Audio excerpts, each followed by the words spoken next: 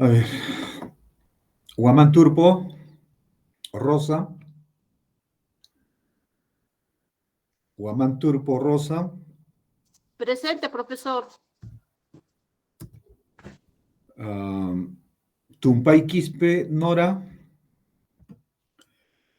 Tumpay Quispe, Nora,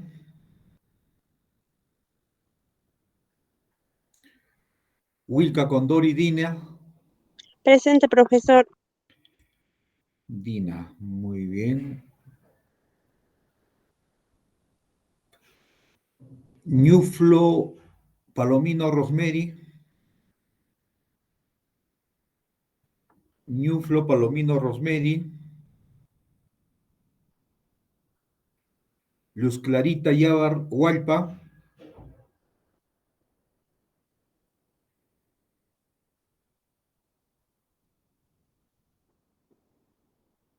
Huamán, Cari, Cariwasari, Huamán Cariwasari, Chipa Romero, muy bien. A ver, ¿a quiénes no he llamado? Solamente me han contestado 3.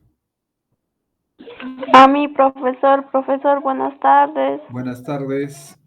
¿Cuál es tu nombre? Leandra Niño Quispe, profesor.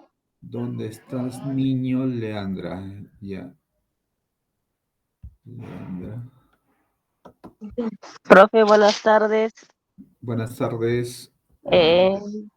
Mi nombre es Linda Diana Candia Guzmán, profe. ¿Dónde está el Candia?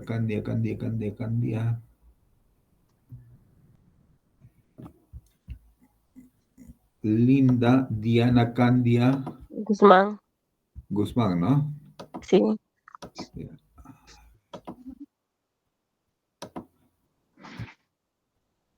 Bien. ¿Alguien más? 3, 5.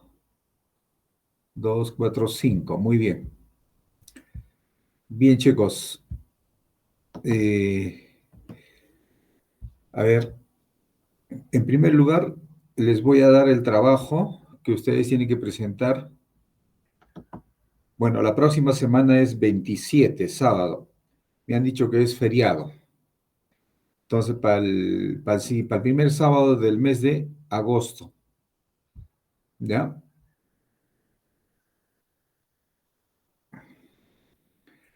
Rosa Guamán. Ya, Presente, profesor. muy bien.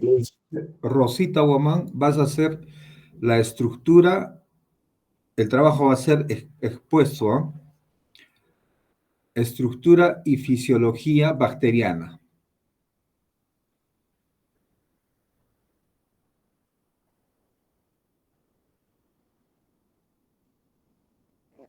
Ya, profe. Ya. Luego,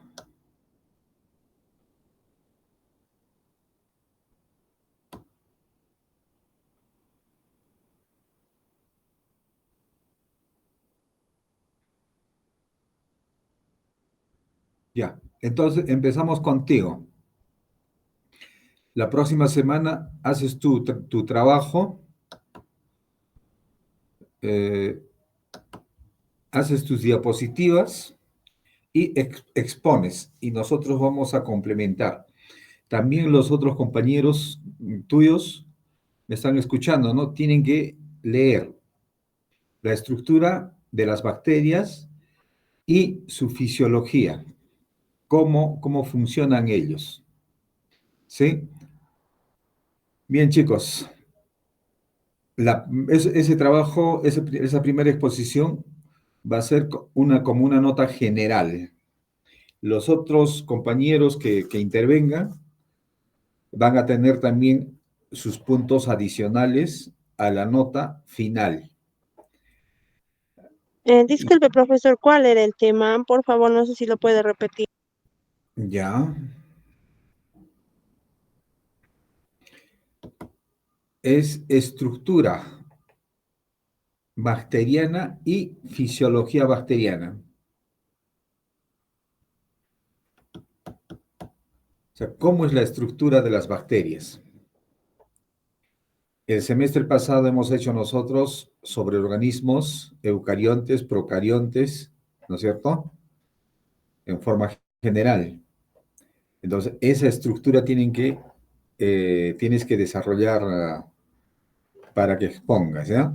Y luego, fisiología es las funciones o cómo funciona dentro de la bacteria. Cómo metaboliza sus alimentos, qué es lo que excreta, cómo excreta, todo eso. ¿Estamos? ¿Está bien, Dina, no? Sí, profesor, gracias. Bien.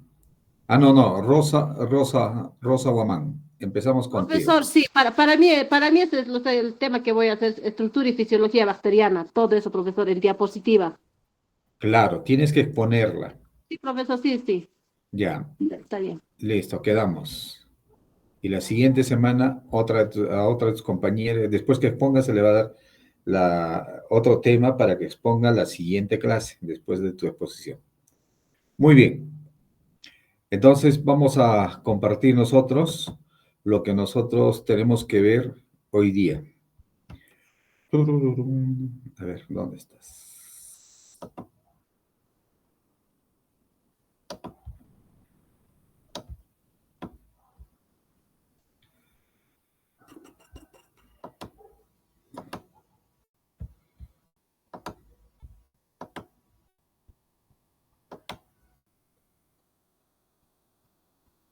¿Pueden visualizar?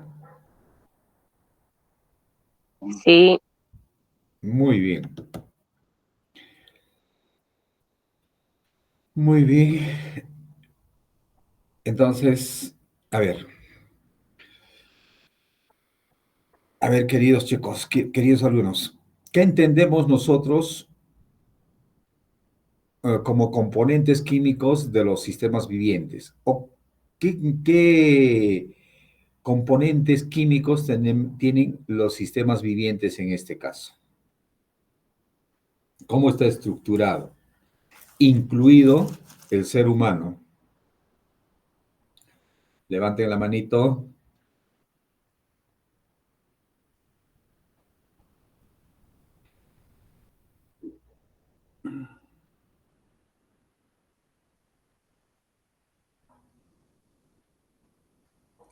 Nosotros estamos viendo allí una bacteria que está al lado izquierdo.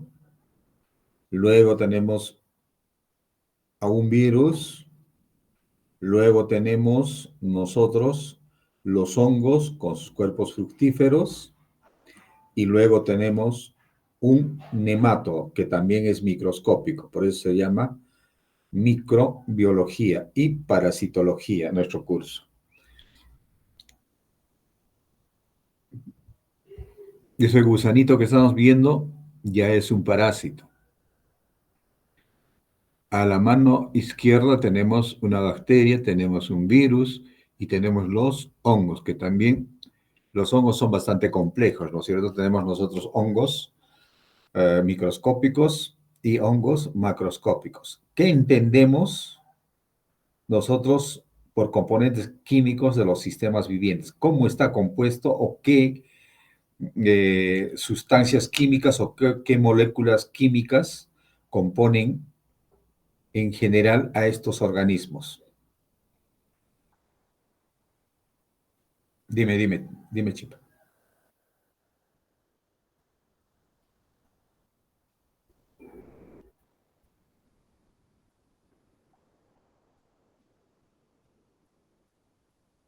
Ajá,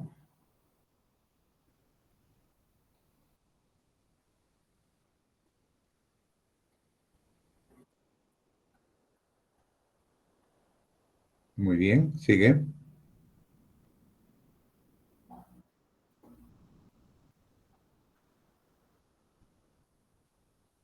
Las grasas, aceites, después te falta uno.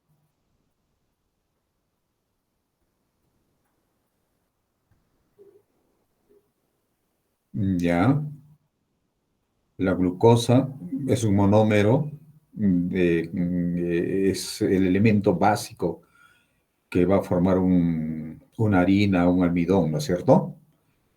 Entonces, muy bien, Chipa. En este caso, dentro de los componentes químicos que van a constituir los sistemas vivientes, ya lo ha dicho vuestro compañero. Los componentes químicos tenemos el hidrógeno, el oxígeno, y vuestro compañero ha manifestado el agua.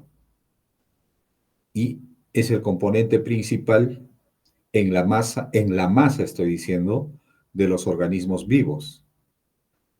El semestre pasado hemos hablado en biología que el agua es el componente que está en mayor proporción en todos los organismos vivos. Y particularmente en el ser humano, constituye en promedio un 65-70% de agua en los organismos. Vuestro compañero también ha manifestado sobre los carbohidratos o glúcidos y ha manifestado sobre la glucosa. La glucosa también es una molécula importantísima que está constituido por carbono, hidrógeno y oxígeno, ¿no es cierto? Entonces, esa molécula se va a producirse particularmente dentro de la fotosíntesis. Las plantas son los que van a producir esa molécula. ¿En qué función?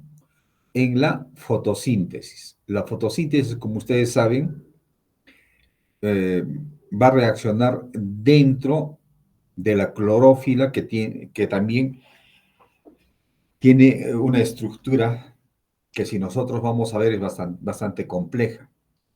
Entonces, las hojas van a tomar el dióxido de carbono o CO2 más lo que ha dicho vuestro compañero, H2O, que viene a ser el agua.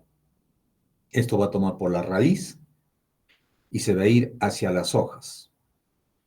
Y estas dos moléculas, o estos dos compuestos, dióxido de carbono y agua, con la intervención de la luz solar, se va a producirse el C6H12O6, que viene a ser la molécula de glucosa, ¿no es cierto? Más la liberación de una molécula de oxígeno por la hoja, que nosotros utilizamos para la respiración, que es un componente del aire que nos rodea. Y consecuentemente, esta glucosa, esta molécula de glucosa, ustedes conocen la papa, conocen la yuca, no se va a quedarse en la hoja, sino va a ser transportada por el floema hacia los rizomas en el caso de la yuca. La yuca nosotros comemos, ahí va a estar almacenada, pero en forma de almidón. En la papa igualmente, esta molécula de glucosa va a ir a los tubérculos de la papa que nosotros comemos. No solamente la papa va a estar compuesto o la yuca va a estar compuesto por glucosa. En este caso, como no es una sola molécula, son millones de moléculas que ya forman un determinado polisacárido, en este caso que viene a ser el almidón. También va dentro de la yuca o de la papa, del tubérculo de papa o el rizoma de la yuca, nosotros vamos a encontrar una serie de componentes. Aparte del almidón, podemos encontrar otro tipo de minerales. Podemos encontrar de repente proteínas, pero en mínimas cantidades. Podemos encontrar otros elementos químicos como magnesio, zinc, y así sucesivamente, o calcio de repente, encontramos que están dentro de ese tubérculo, dentro de ese rizoma. Y ese es el elemento que va a formar, que va a ser parte de la estructura de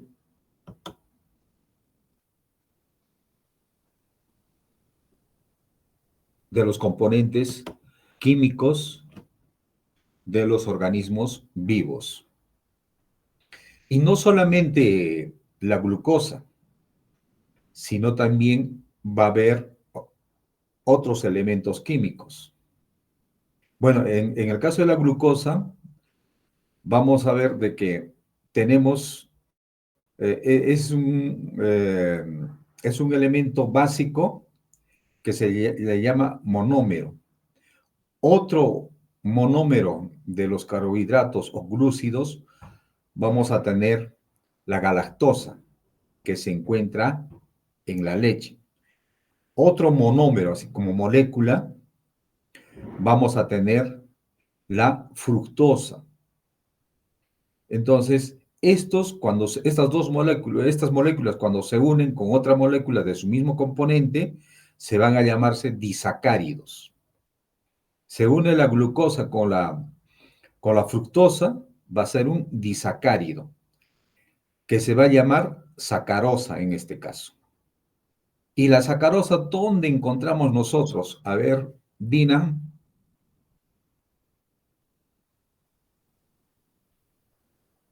Dina, la sacarosa, ¿dónde encontramos nosotros?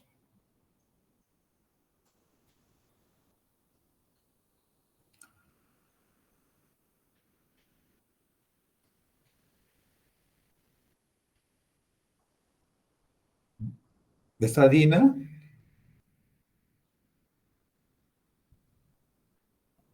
Sí, profesor. Ya. La sacarosa, ¿dónde encontramos o cómo la encontramos o con qué nombre lo encontramos? La sacarosa, que viene a En ser la- un disacárido. los encontramos en ambientes cálidos y húmedos. Razona, hija. Estamos diciendo que son carbohidratos. Entonces, se ha unido una molécula de glucosa más una molécula de fructosa, que va a dar origen a la sacarosa. En este caso es un disacárido. ¿Por qué? Porque son dos moléculas de carbohidratos. Hemos dicho que los carbohidratos también se les llaman glúcidos o se les van a llamar azúcares.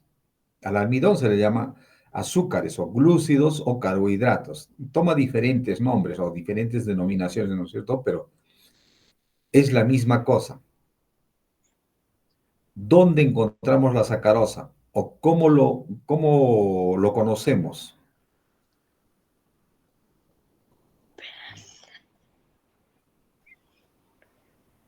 Nosotros utilizamos a diario la sacarosa. A ver, ¿quién está levantando?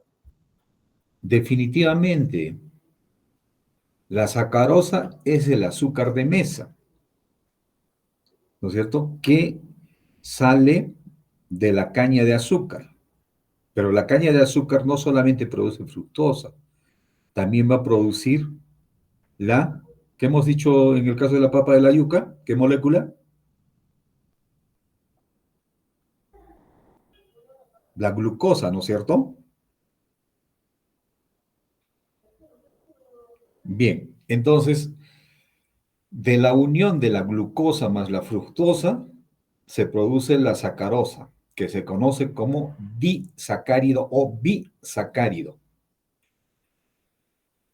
Luego vamos a tener nosotros, en este caso, los lípidos.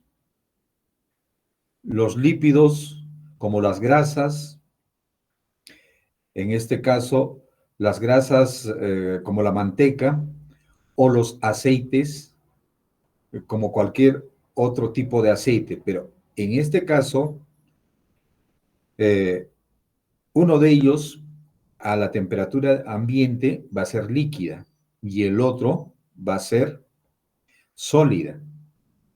Entonces, acá vamos a encontrar nosotros las grasas saturadas e insaturadas. Y particularmente vamos a encontrar nosotros los triglicéridos, ¿no es cierto? Y los triglicéridos, ¿dónde encontramos? Los encontramos en el organismo. Muchas veces cuando a las personas adultas les manda a hacer el médico un determinado diagnóstico bioquímico, el triglicérido va a estar bastante alto. Pero sin embargo, estos triglicéridos son la reserva energética del organismo. Desde estos triglicéridos nos van a dar a nosotros, cuando entren a las diferentes vías metabólicas, la energía que necesitamos nosotros para poder desplazarnos, para poder hablar, para poder correr, caminar, etcétera, etcétera. Aparte de esto, nosotros vamos a tener los aminoácidos. Los aminoácidos que generalmente tenemos muchos aminoácidos. Sin embargo, para la vida en general, nosotros lo clasificamos en 20 o 21 aminoácidos que van a intervenir en cualquier sistema viviente. Y dentro de estos 20 o 21 aminoácidos vamos a tener 9 o 10 aminoácidos que son esenciales, que nosotros tenemos que tomarlo del exterior, en las proteínas. Eso quiere decir de que esos aminoácidos que nosotros lo tomamos del exterior, nuestro organismo no los puede elaborar. Por eso que nosotros tomamos del exterior. Y los restantes, que son 10 u 11 aminoácidos, sí se van a producir dentro del organismo, dentro de las células, de acuerdo a la necesidad que el organismo o las células necesiten. En este caso, los aminoácidos van a formar los dipéptidos y los polipéptidos. Consecuentemente, a estas se les van a llamar proteínas. Y las proteínas van a ser los componentes orgánicos, químicos orgánicos de nuestros sistemas que van a conformar el cuerpo humano. Luego tenemos los ácidos nucleicos como componentes químicos de estos sistemas vivientes. Y particularmente nosotros conocemos dos que son muy importantes. El RNA, que es el ácido ribonucleico, y el DNA, que es el ácido desoxirribonucleico. El DNA, ¿dónde encontramos nosotros? Vamos a encontrar conformando los, dentro del núcleo. Disculpe, profesor, no se Dime. ve la pantalla. ¿No se ve? Pero Profesor, estamos en la buenas primera. A ver, un ratito, ¿eh? tardes, no se está viendo la pantalla, sí, profesor. Ya, voy a dejar de compartir, nuevamente voy a compartir, ¿ya? Pero todavía no hemos cambiado de diapositiva en este caso. Entonces les decía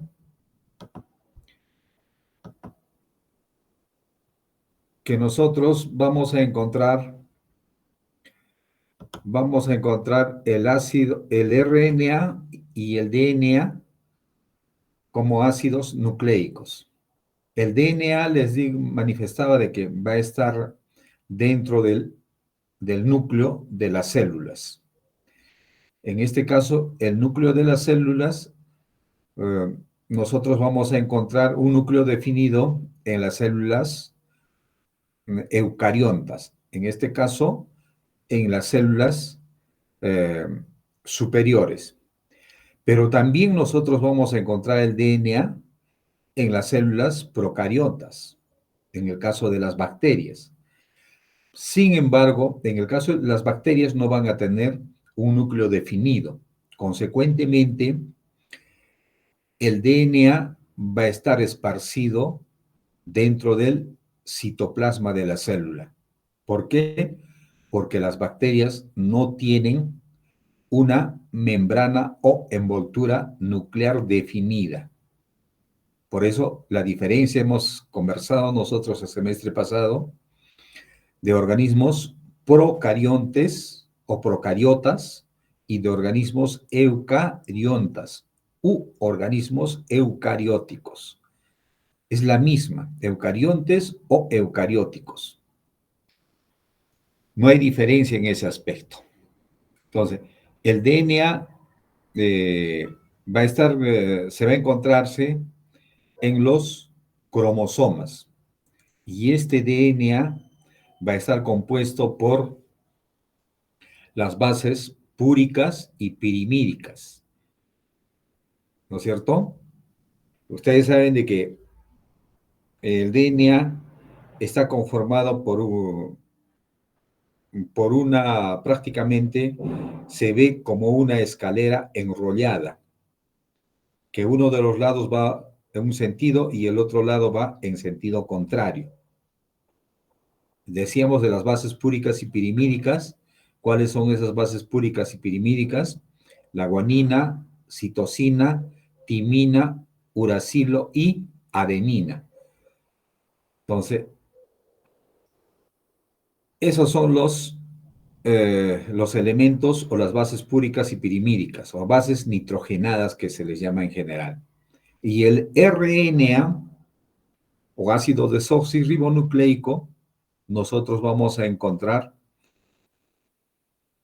en los ribosomas. Y este RNA, vamos a tener 3 tipos de RNA. El ácido ribonucleico mensajero, el ácido ribonucleico de transferencia y el ácido ribonucleico ribosómico, que cada uno de ellos va a cumplir una determinada función. Entonces, eso nosotros no debemos de olvidar, chicos. Nosotros o nuestras células están conformadas por todos esos elementos. Pero no solamente están conformados por esos elementos químicos orgánicos, sino también están conformados por sustancias químicas inorgánicas. Como ya ha manifestado vuestro compañero, uno de ellos es el agua, otro va a ser el sodio, el potasio, el magnesio, manganeso, el oxígeno, etcétera, etcétera, que cada uno de ellos va a tener una determinada función en los sistemas biológicos. Eso es muy importante que ustedes tengan como referencia.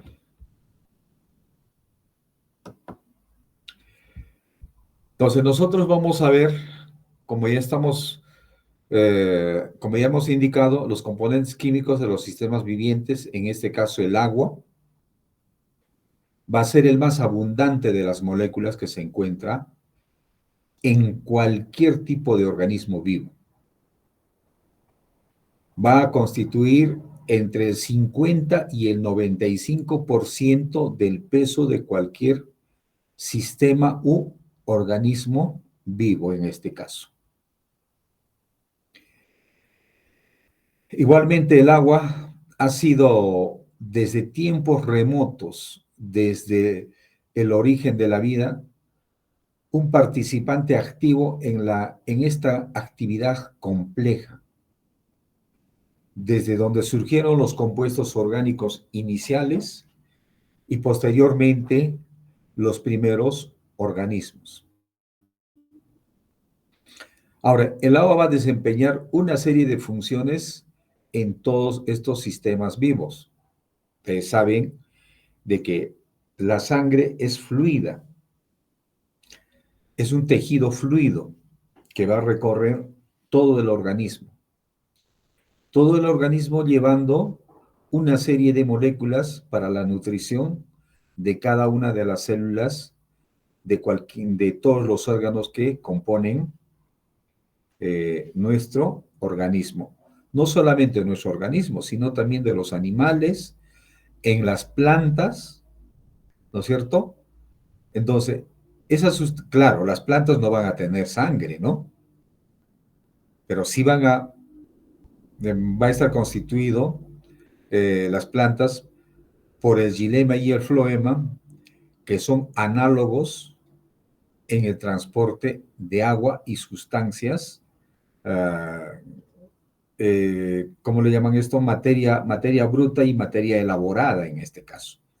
Pero en el caso de la sangre, igualmente, la sangre va a recorrer por las venas, por las arterias, etcétera, etcétera, hasta diferentes partes del organismo. Entonces, estos productos químicos existentes están disueltos en este líquido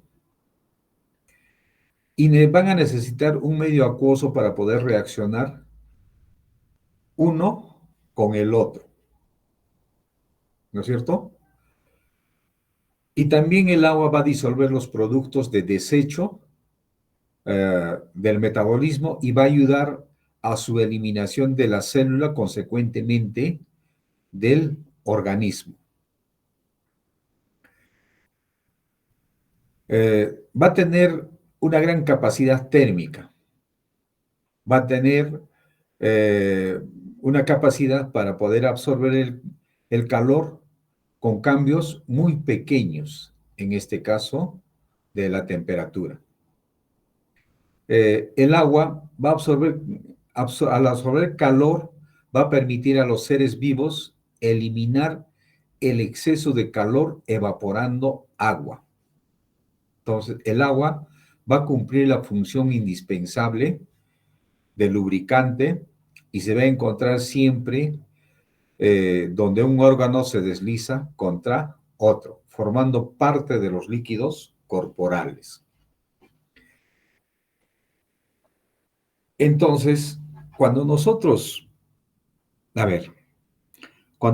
hacemos ejercicios o caminamos rápidamente, nosotros transpiramos. Entonces, ¿por qué transpiramos? Porque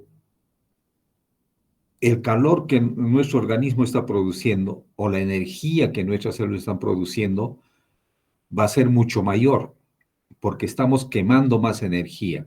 Consecuentemente, las células van a producir mucho mayor energía.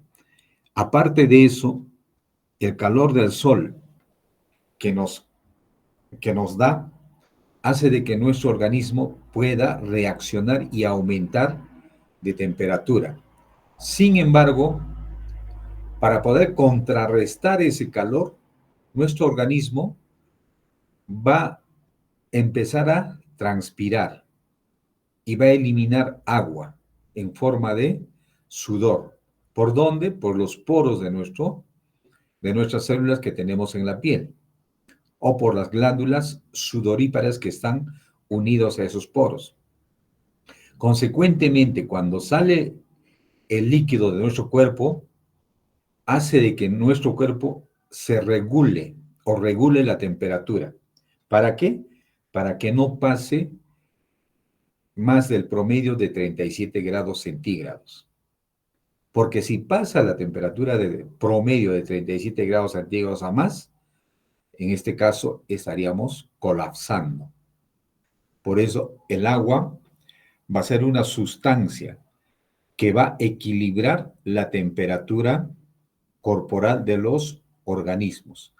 Y a esto se le llama homeostasis. Va a poner en equilibrio esa temperatura. Pero si nosotros estamos en un lugar bastante frígido o a una determinada altura donde las temperaturas son bastante bajas, nuestros poros se van a taparse, se van a cerrarse. Consecuentemente, no va a salir nada, nada de líquido. Y ese líquido que tiene una temperatura determinada va a seguir manteniendo esa temperatura que tiene nuestro organismo, que aparte de eso, nosotros nos cubrimos con nuestra indumentaria necesaria para poder ayudar a mantener ese equilibrio de la temperatura.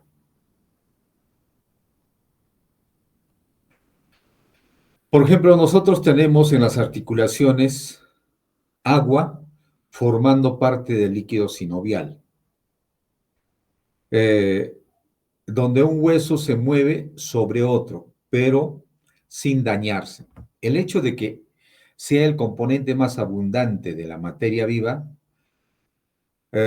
no parece resultado de la casualidad en este caso. Lo que ocurre es que sus singulares propiedades le han permitido intervenir en múltiples papeles dentro de los organismos, en este caso al agua. ¿No es cierto? Entonces, ya tenemos bien claro nosotros que el agua es fundamental para todos los seres vivos.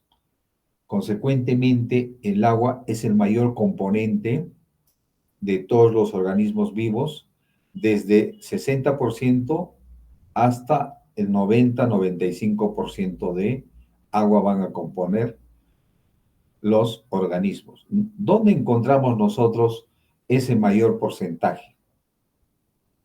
De repente algunos de ustedes, mamás o señoritas, no sé si son mamás ya ustedes, tuvieron su hijo.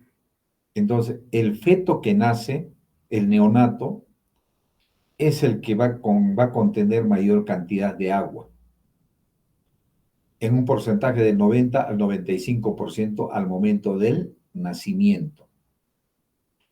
¿Por qué y para qué? Porque el nacimiento, los huesos todavía no son como el de nosotros, bien sólidos, sino para poder pasar por la vagina, tiene que amoldarse para poder salir este bebé o este neonato. Desde la cabeza se acomoda y va a salir. Pero aparte de eso, que va a haber una dilatación, ¿no es cierto?, del conducto vaginal de la mujer para que pueda salir también y ayudar a que salga todo el cuerpito de este neonato. Consecuentemente, este neonato va a tener un porcentaje de agua de 90-95%, porque los huesos todavía no están osificados, sino gran parte de los huesos van a ser cartilaginosos, conteniendo bastante agua. Y esto nos demuestra, por ejemplo, cuando un bebé nace, hasta cierta edad, en la cabecita nosotros vamos a encontrar un vacío que se llama fontanela. Y poco a poco, de acuerdo, va creciendo, esta fontanela se va a cerrar, ¿no es cierto? Cuando ya el encéfalo va a crecer también y madura y llega a su tamaño normal. Entonces, el cráneo va a cerrarse en la parte de la fontanela, haciendo todo el cráneo algo sólido.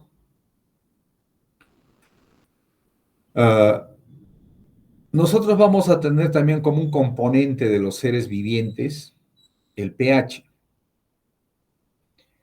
El pH es una medida de acidez o de alcalinidad, que también se le llama basicidad, de una determinada solución.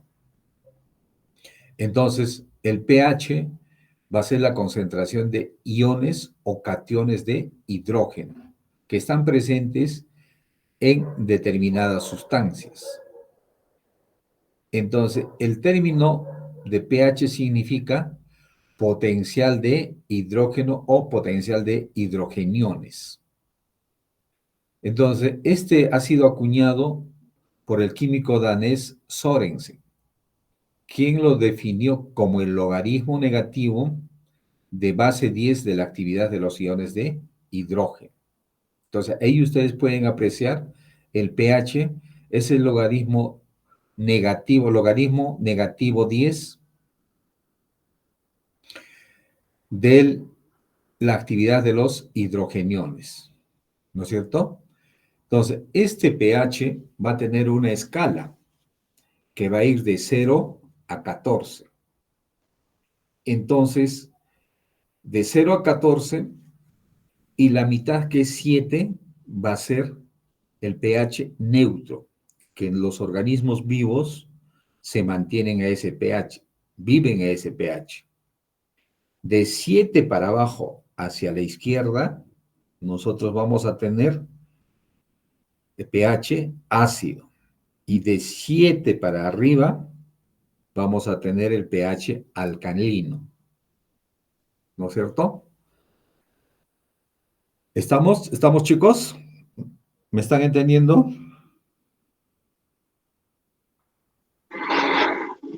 Sí, profesor. Ya, entonces, el pH es una escala de la concentración de cationes de hidrógeno, ¿no es cierto? Que dentro de esa escala vamos a tener de 0 a 14. Y el pH neutro va a estar ubicado en la mitad, que es 7. Y nosotros encontramos ciertos líquidos que pueden tener pH ácido. Por ejemplo, el limón. El limón tiene un pH ácido, que aproximadamente es de 3.5. Entonces, cuando nosotros nos ponemos o nos llevamos a la boca un limón, vamos a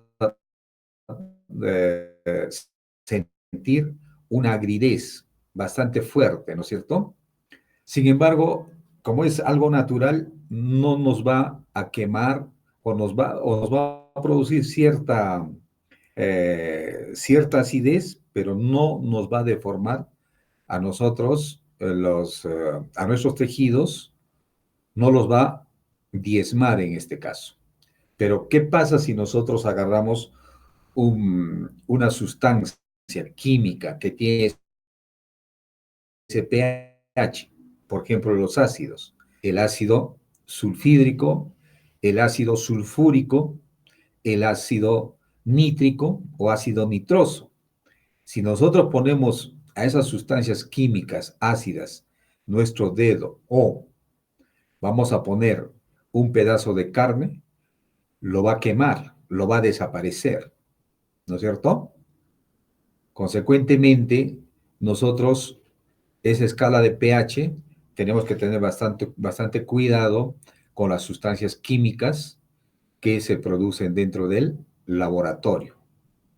Pero con las sustancias químicas naturales como el limón, normalmente nosotros hacemos nuestra limonada, tomamos, y el limón también va a contener cierto tipo de sustancias que van a ayudar a nuestro organismo. Y lo contrario sucede con otras sustancias cáusticas. Por ejemplo, el hidróxido de sodio, el hidróxido de potasio, que ya también tienen pHs alcalinos, que están por encima del pH 7 neutro. En este caso, 9 o 10 de pH van a tener estas sustancias. Si nosotros disolvemos el hidróxido de sodio que viene en laboratorio, que viene en forma de lentejuelas o que viene en forma de granos, ponemos en agua en un vaso precipitado, luego le agregamos 2-3 gramos de hidróxido de potasio o de hidróxido de sodio a esa agua, nosotros vamos a ver de que esa reacción va a ser exotérmica. Levantamos el vaso precipitado, tocamos la parte basal o los costados, el agua va a desprender calor. bastante calor. Por eso que se determina que es una sustancia exotérmica, o sea, que produce energía, libera energía en este caso. Y esto nosotros podemos encontrar en el mercado, esas sustancias cáusticas, pero también son dañinas para el organismo, causan cierto tipo de problemas. Por eso, dentro del laboratorio, o si nosotros vemos sustancias químicas, nosotros tenemos que rotular el frasco para no causarnos daño o no causar daño a las personas que no conocen de estas sustancias.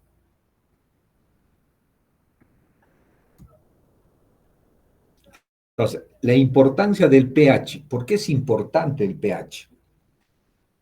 Hemos dicho que muchas reacciones químicas dentro de los organismos acuáticos, en este caso, dentro del metabolismo celular, van a ser necesarias para la supervivencia y el crecimiento. Estos organismos van a requerir un margen estrecho de valores de pH.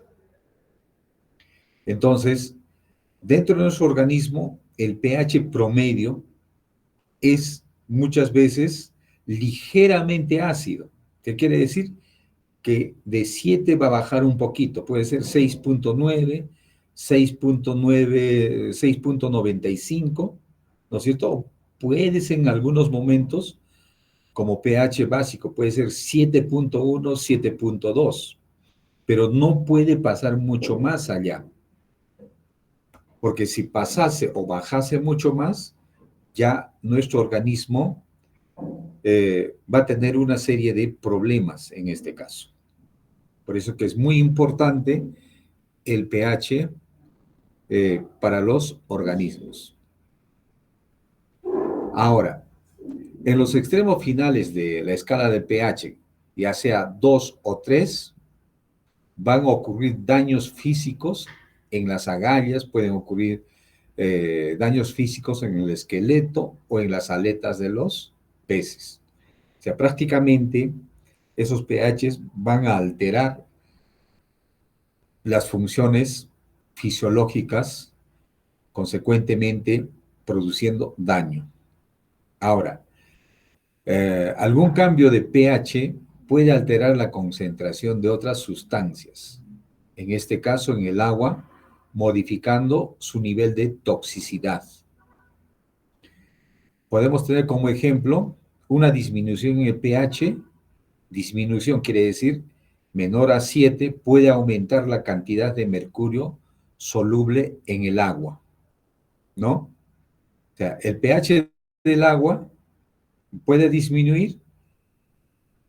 Entonces, si nosotros ponemos mercurio, el mercurio se puede solubilizar en el agua. Y el mercurio es una sustancia que hace daño al organismo, ¿no? El mercurio nosotros encontramos a temperatura ambiente como líquido, ¿no es cierto? Como líquido, pero ese líquido no se va a poder unir con el agua a un pH neutro, o pH 7, pero si se disminuye este pH, va a solubilizarse este mercurio, o sea, se va a descomponerse y va a formar otro compuesto con el agua, que es bastante dañino para el organismo. Igualmente, el aumento de pH puede causar la conversión del amonio no tóxico en tóxico, ¿no es cierto? Entonces, eso también es muy importante conocerlo. Hemos dicho que existen moléculas biológicas orgánicas. Vuestro compañero ha manifestado los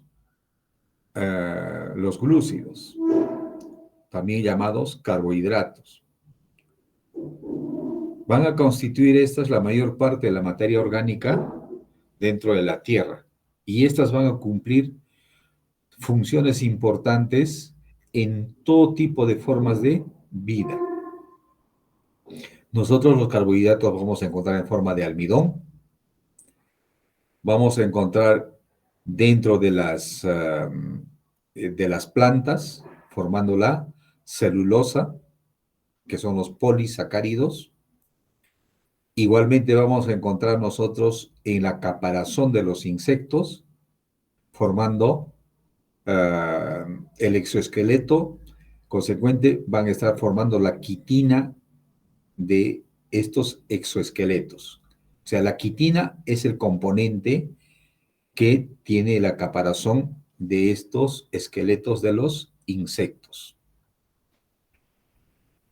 Estos carbohidratos van a servir como almacén de energía o como almacén de combustible o metabolitos intermediarios. Ya les he manifestado dentro de la introducción que el monómero básico de los carbohidratos es la glucosa. Es la glucosa que se produce en la fotosíntesis de las plantas. Y lo que nosotros encontramos ya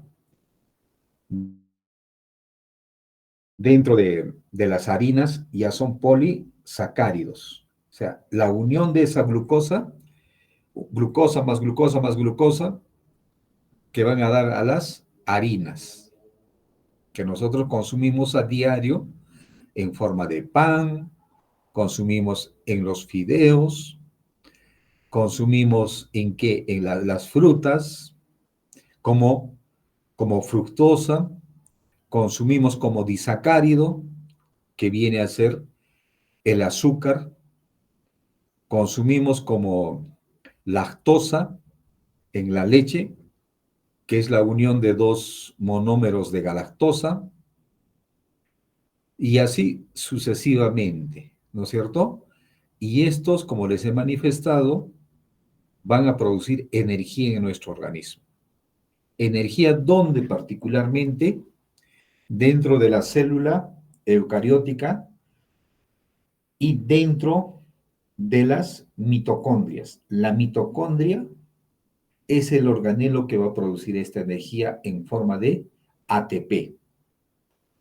En forma de ATP o también llamado adenosina trifosfato. Y va a liberar como producto de desecho, en este caso, el dióxido de carbono, que nosotros exhalamos hacia el medio ambiente en la respiración. Nosotros tomamos aire del medio ambiente que contiene oxígeno, introducimos por las vías respiratorias hacia los pulmones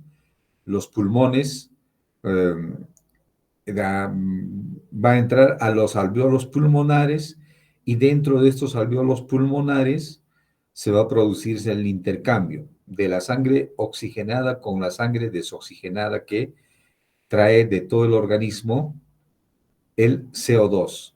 Ahí es donde se va a producir el intercambio por la diferencia de presión, que es un proceso físico, ¿no es cierto? Entonces ya, chicos, ya estamos conociendo varias cosas que nos interesan, que nos importan a nosotros dentro de la formación de ciencias de la salud. Ahora, tenemos los azúcares como la ribosa, la desoxirribosa, que les he manifestado, que van a formar parte del armazón estructural del ácido ribonucleico y del ácido desoxirribonucleico, ¿no es cierto? Ya les he dicho dónde encontramos nosotros estos dos ácidos nucleicos.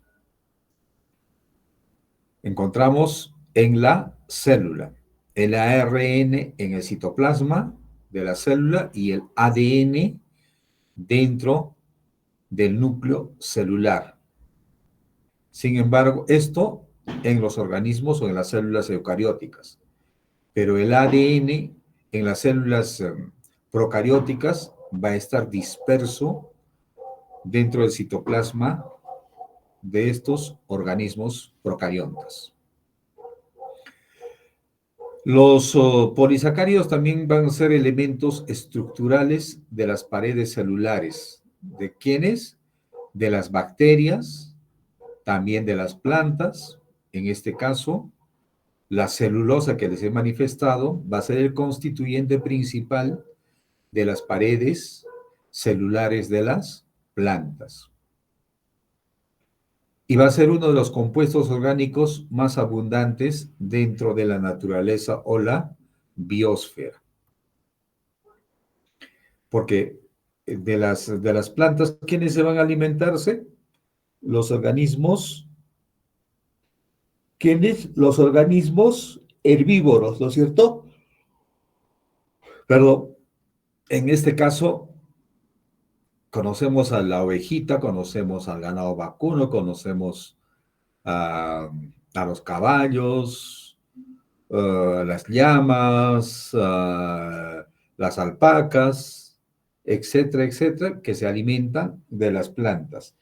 Y las plantas que ellos ingieren van a ser constituidos por polisacáridos en este caso. Ahora, los hidratos de carbono están enlazados a muchas proteínas y también van a estar enlazados a muchos lípidos. Y estos van a ejercer funciones bastante claves en las interacciones entre las células y los otros elementos de su entorno celular.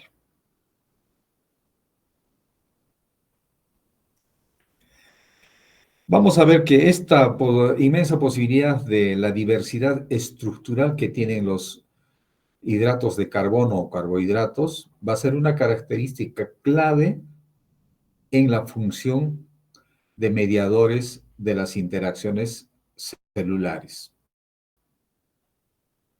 Los carbohidratos pueden ser moléculas pequeñas, conocidas como azúcares, como les estoy manifestando, o van a ser moléculas más grandes, y estas moléculas más grandes también se las conoce como moléculas complejas, de acuerdo con el número de moléculas de azúcar que van a poseer. Se van a clasificar, como les he manifestado, en monosacáridos, disacáridos y polisacáridos. Monosacáridos va a estar compuesto por una sola molécula de este carbohidrato. Y ejemplo, tenemos, les he dicho, la glucosa, la fructosa y la galactosa. Los disacáridos van a estar compuestos por la unión de esos elementos que les estoy indicando. Cuando se unen dos monosacáridos, van a componer o van a producir un disacárido, ¿no es cierto? Y la unión de muchas más moléculas de monosacáridos, ya nosotros vamos a tener los polisacáridos. Son muchos que están unidos, muchos monosacáridos que están unidos, a la que se los denomina polisacáridos, o sea, que son más de dos. Vamos a tener también las moléculas biológicas, ya vuestro compañero ha manifestado los lípidos.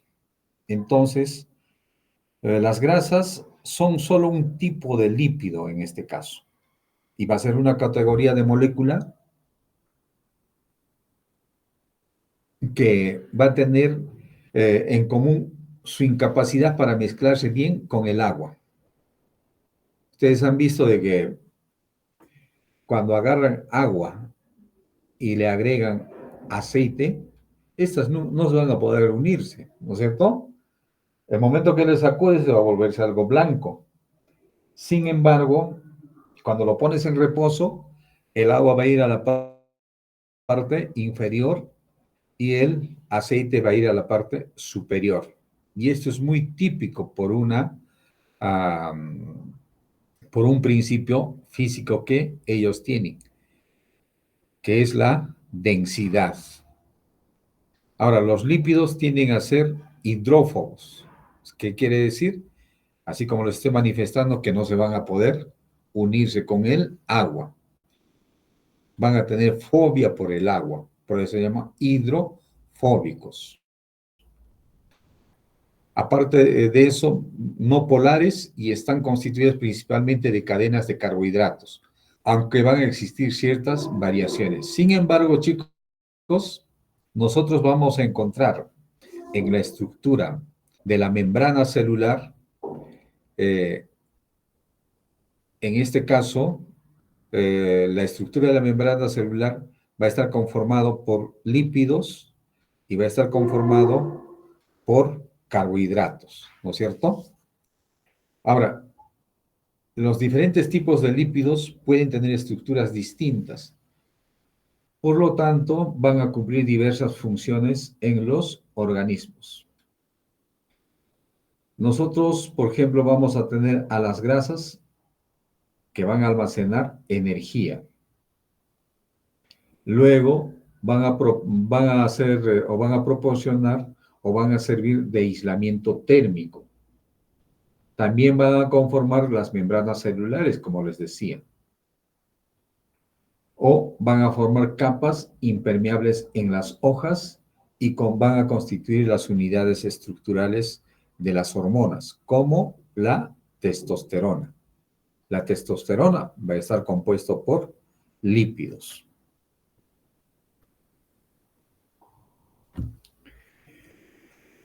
Las moléculas de grasa también se les va a conocer como triglicéridos o como triacilgliceroles. ¿Por qué? Porque están formados por 3 gliceroles y grasas. Y hemos dicho que en los análisis de sangre realizados por tu médico como triglicéridos encontramos nosotros estos triglicéridos, que para los adultos ya prácticamente estas se pueden depositar en las venas o en algún otro lugar del sistema circulatorio, que pueden ser dañinos en este caso. Pero estos triglicéridos también nosotros encontramos en los niños, que son sustancias que van a favorecer o van a ser sustancias que intervienen en el metabolismo para producir energía. Ahora, en el cuerpo humano, los triglicéridos se van a almacenar principalmente en las células adiposas, que son especializadas. Y estas células se van a llamarse adipocitos, ¿no? Y que van a formar un tejido conocido como tejido adiposo, particularmente en el abdomen. Ahí es donde se va a depositarse este tejido adiposo, conformando la grasa. Muchos ácidos grasos se encuentran en las moléculas de grasa. Algunos otros van a estar libres en el cuerpo y se consideran como un tipo aparte en este caso. Disculpe, profe, disculpe, profe. Dime.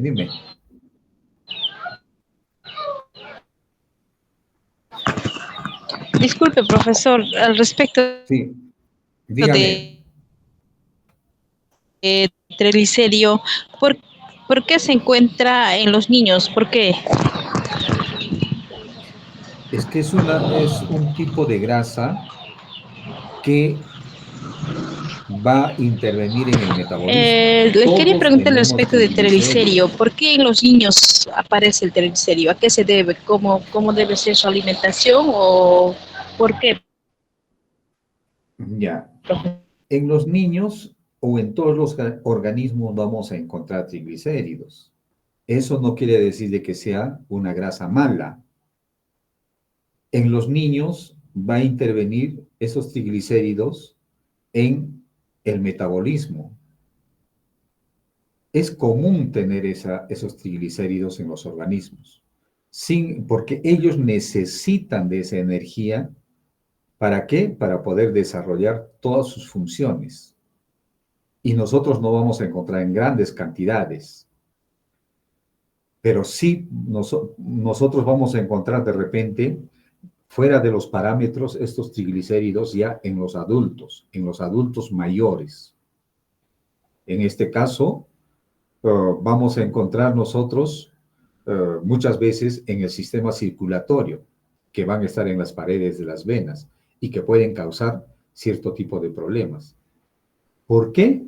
porque los adultos ya no hacen ejercicios, no necesitan mucha energía, no se desplazan mucho.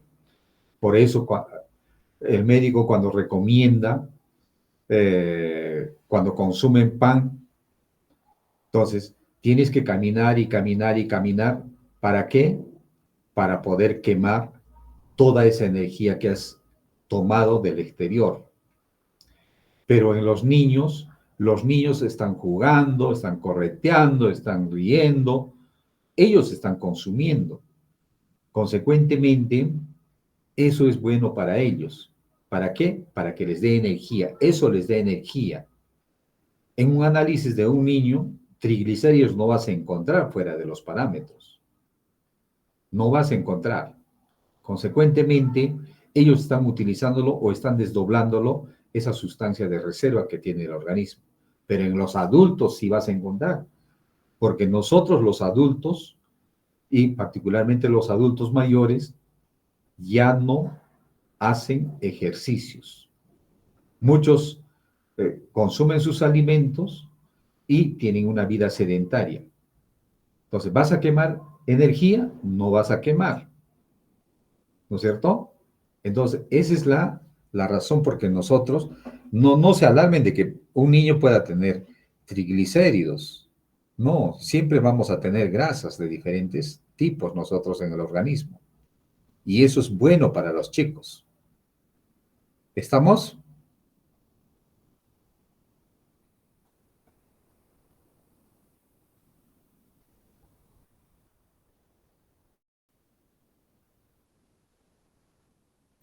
Bien.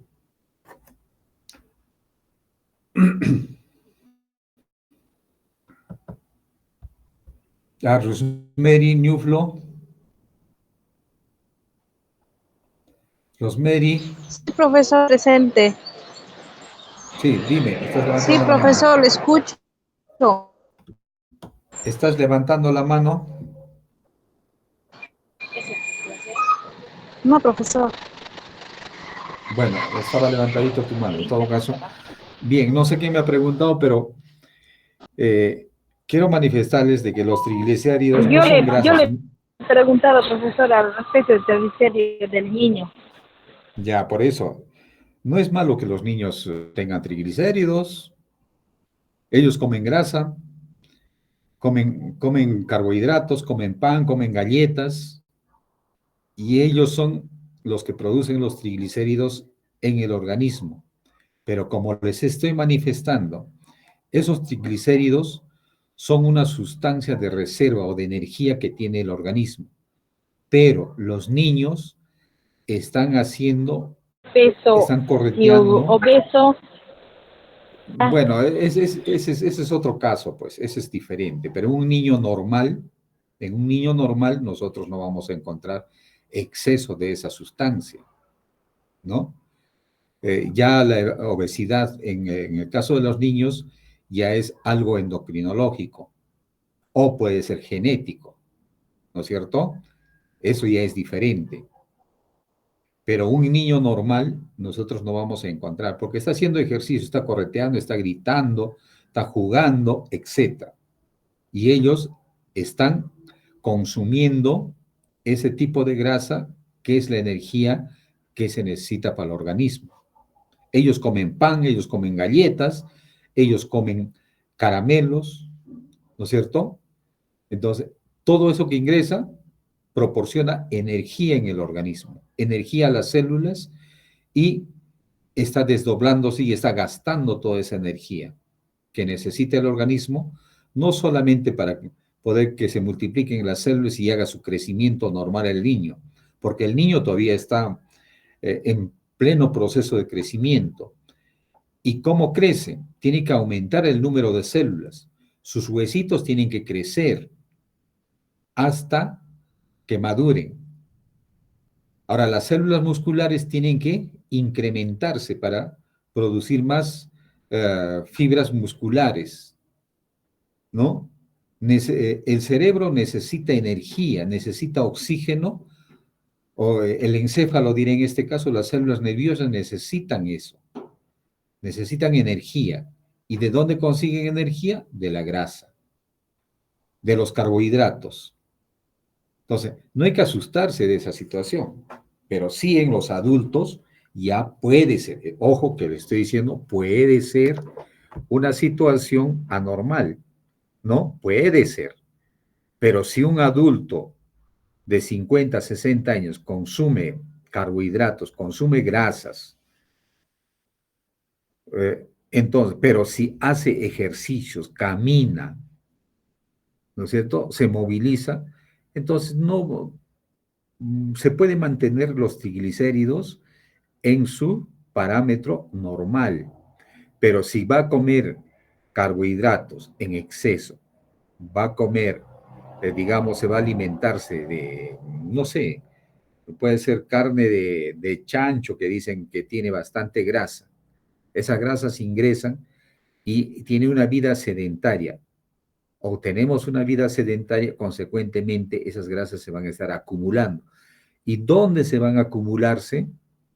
En el tejido adiposo, en las células adiposas, en los adipocitos. Ahí vamos a encontrar, ¿no? Pero también pueden estar circulando por la sangre. En las paredes de las venas se pueden depositar. No estoy diciendo que se depositan. Todo depende de los factores condicionantes en este caso.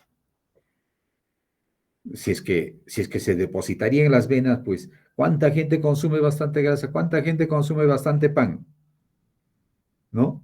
Entonces, habría bastantes problemas, ¿no es cierto? Pero no es así.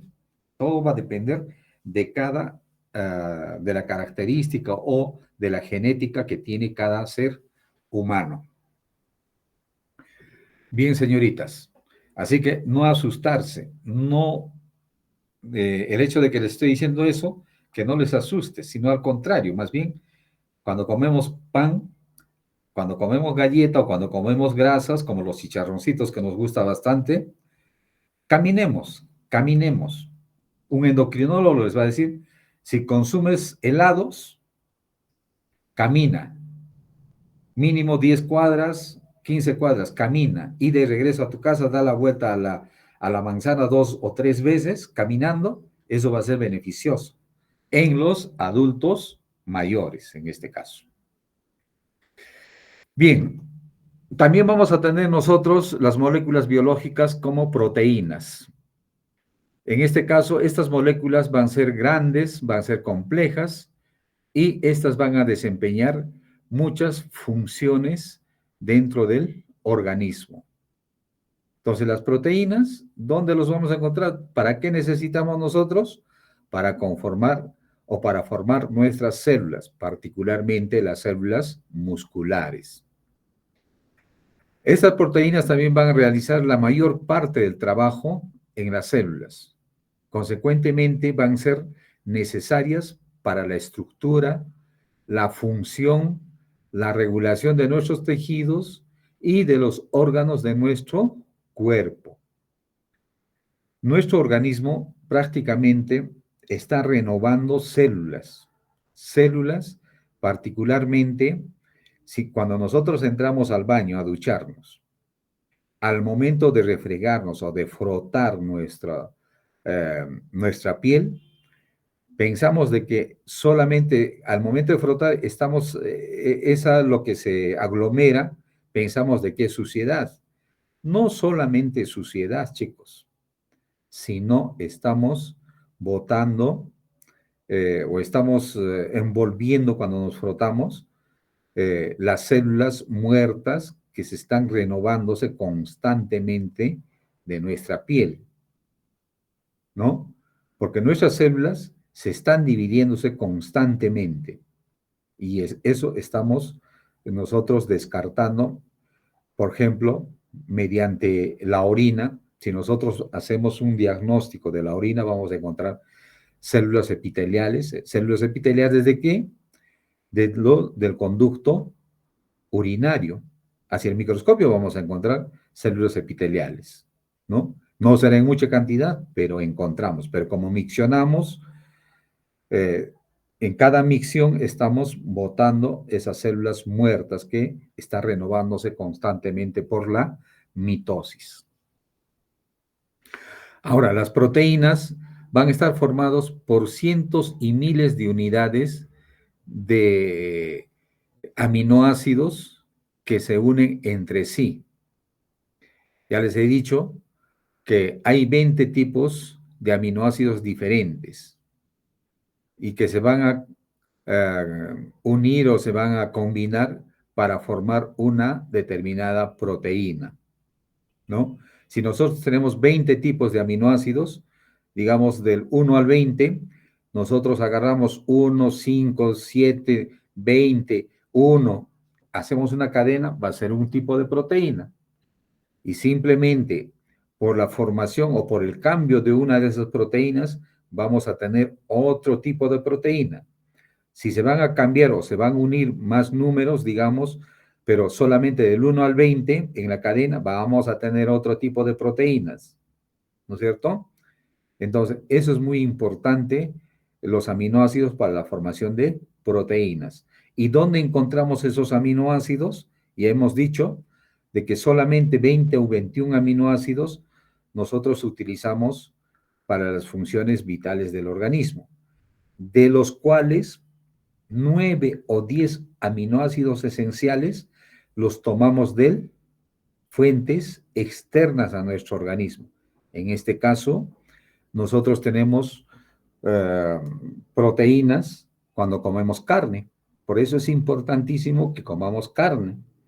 Nosotros vamos a encontrar en la leche proteínas. Nosotros vamos a encontrar en el huevo proteínas.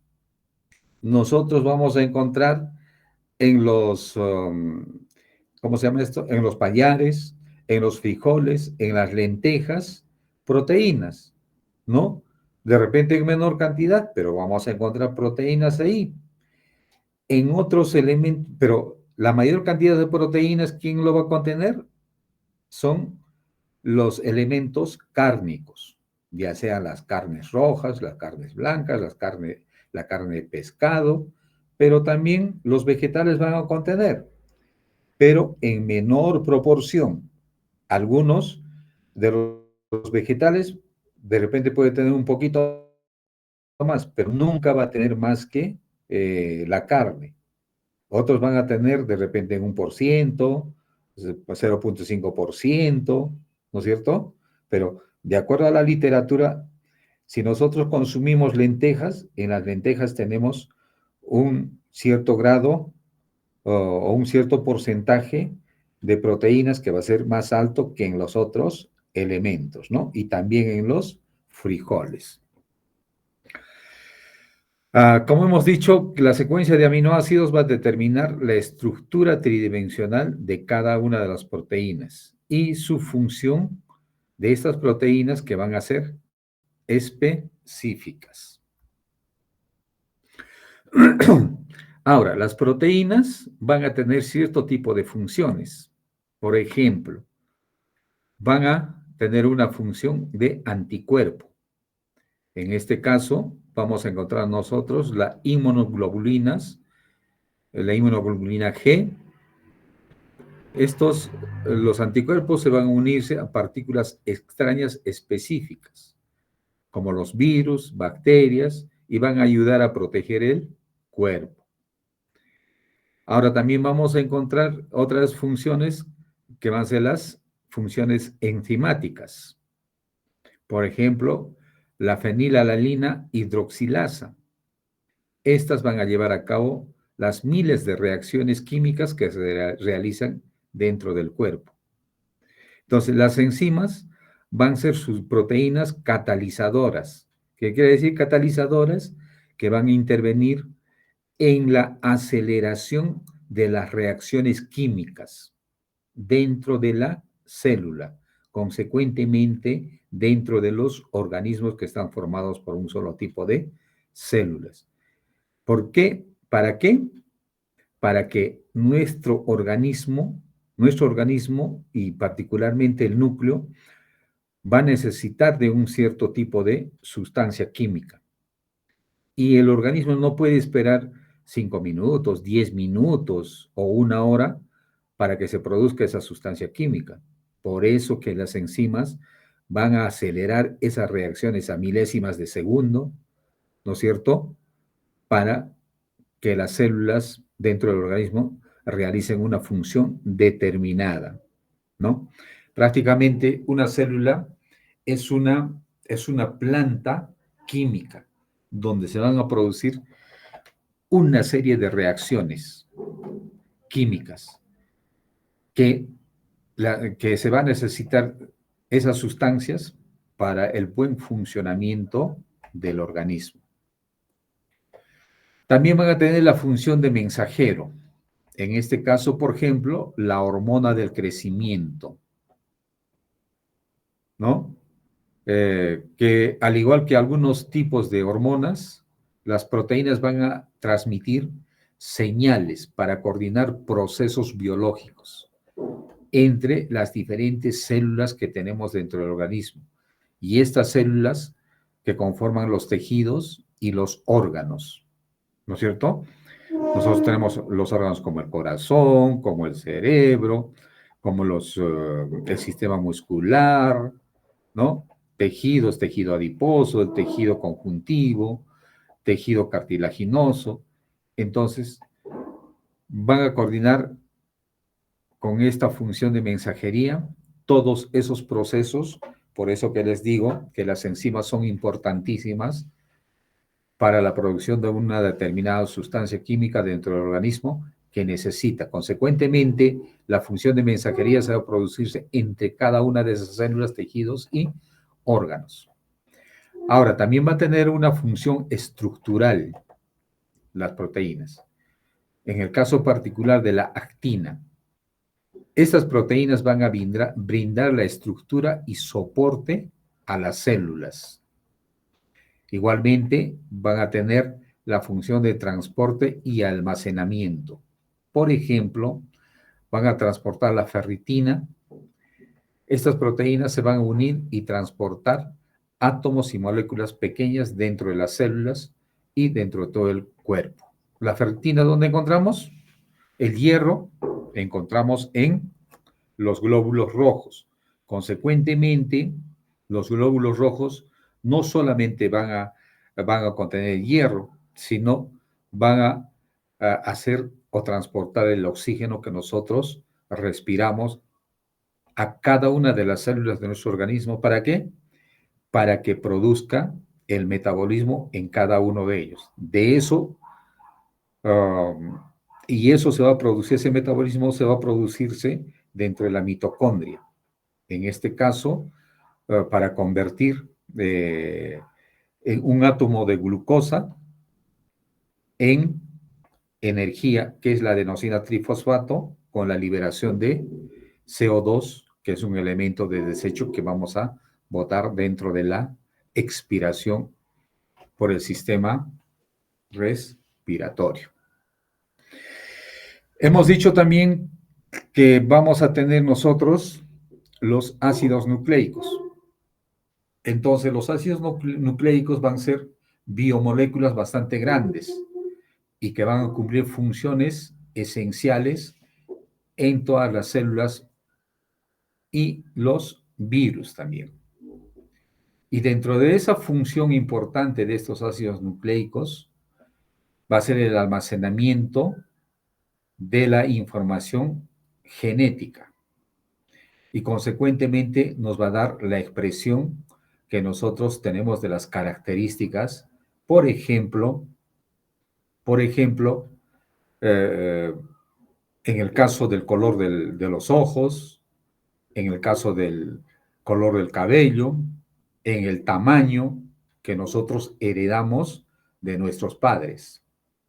Ahora, el ácido desoxirribonucleico o ADN, estas van a codificar la información que las células van a necesitar para producir proteínas. Ojo, producir proteínas, y esas proteínas son los que se van a expresar en diferentes tipos que nosotros estamos manifestando.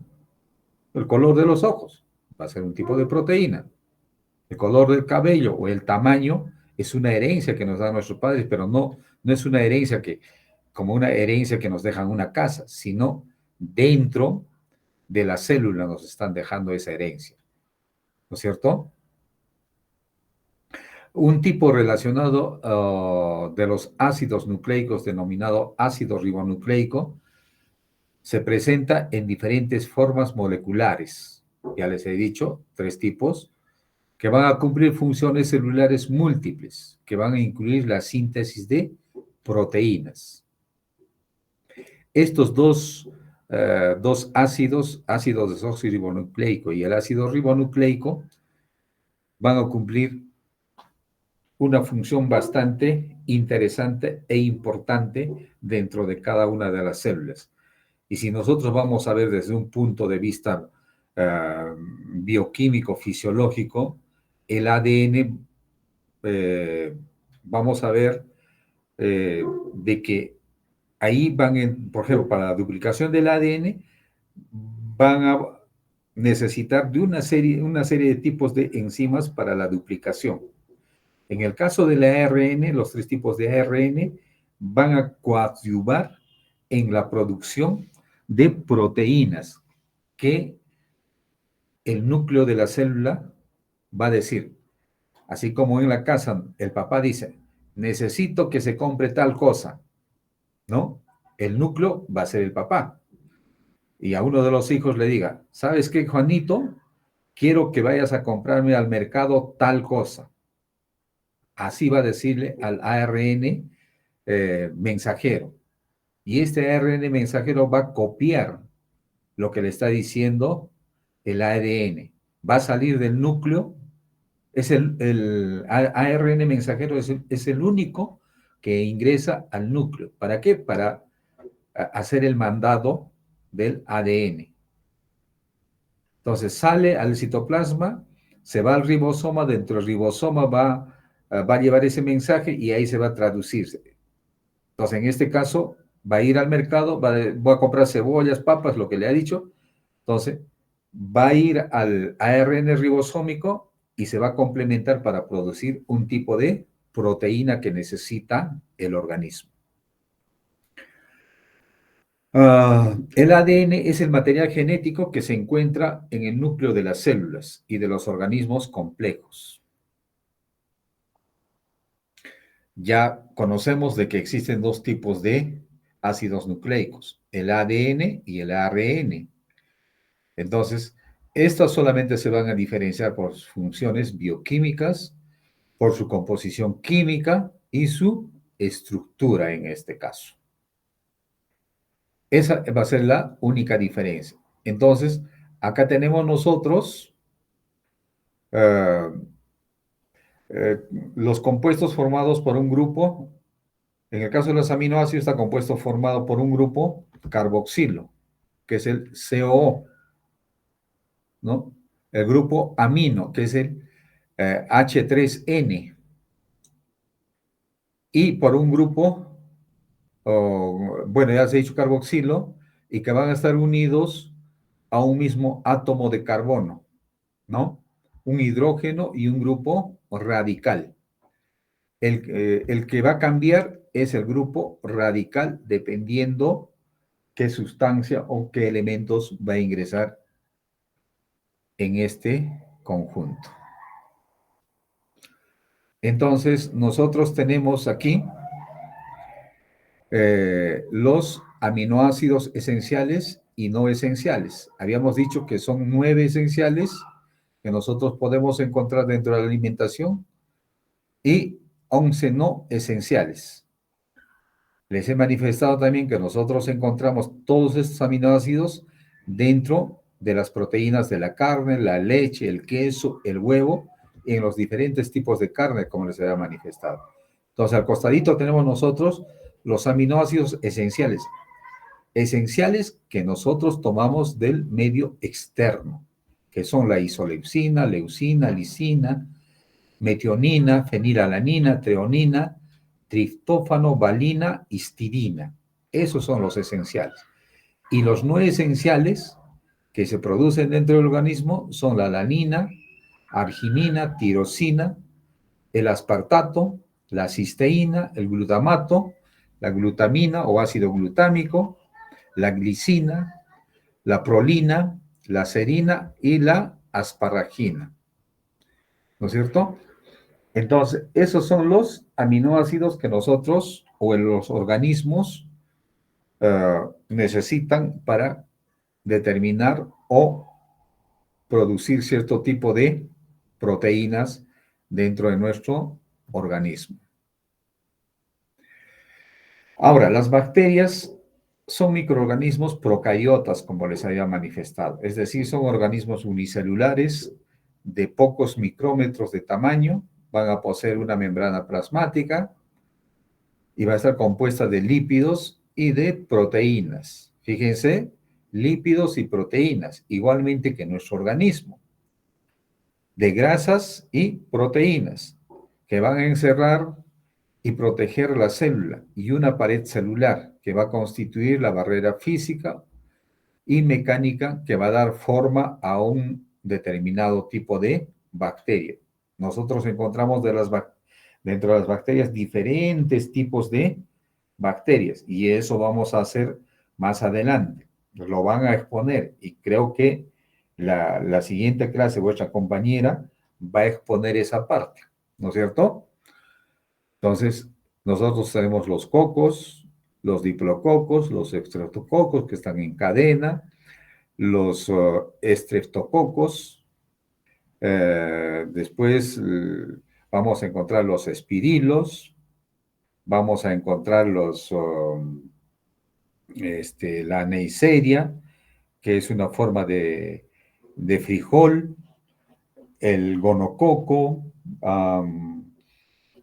y así sucesivamente, o el tipo de bacilos, el Bacillus anthracis, el Bacillus de la tuberculosis, o el Bacillus de la lepra, o la enfermedad de Hansen, que son un tipo de bacterias alargadas que tienen la forma de bastoncillo. ¿Por qué? Porque uno de los extremos prácticamente está curvadito, ¿no? Muchas veces no se nota, pero en gran parte de ellos, cuando se ve al microscopio, nosotros podemos ver esa diferencia. Bien, chicos, hasta esta parte, ¿alguna inquietud? ¿Alguna pregunta que no hayan entendido? ¿O alguna situación que ustedes quieran corroborar que no haya dicho, o que me haya olvidado, que lo haya pasado? Nada más. A ver, muchachos.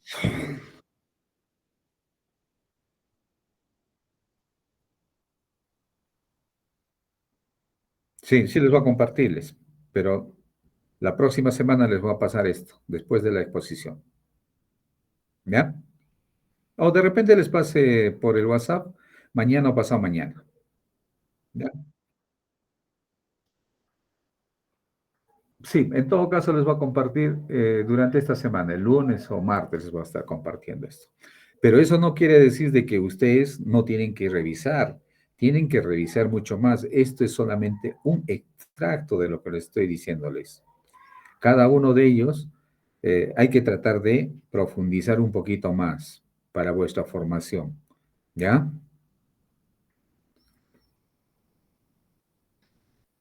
¿Alguna otra inquietud, chicos? Ya para despedirnos. Profesor, Adelante. profesor, exactamente, ¿cuándo yo voy a dar esto en la exposición? ¿Sería en agosto o esta semana que viene, el 27? El 3 de agosto, porque el sábado me parece que es feriado. Entonces, ya tienes que dar la primera semana de agosto. Ya. Está bien. Nada más, gracias. ¿Listo? Ya, muchachos, entonces creo que acá estaríamos quedando y despidiéndonos hasta la primera semana de agosto. Que pasen unas bonitas fiestas patrias y que ojalá no haya ningún tipo de problemas. A ver, Nora, dime. Profesor Luis, buenas tardes. Disculpe, por motivos de trabajo, profesor, no estaba pudiendo entrar ni línea, había donde estaba y ahorita estoy llegando hacia Cusco. Recién, profesor, he podido entrar un poco tardecito entrar, profesor. No sé si me puede considerar la lista, profesor. A ver, Nora, Araceli, ¿no? Sí, profesor. ¿Dónde estás, Nora, Nora, Nora, Nora? Nora Araceli Tumpay. ¿Ya? ¿Alguien más?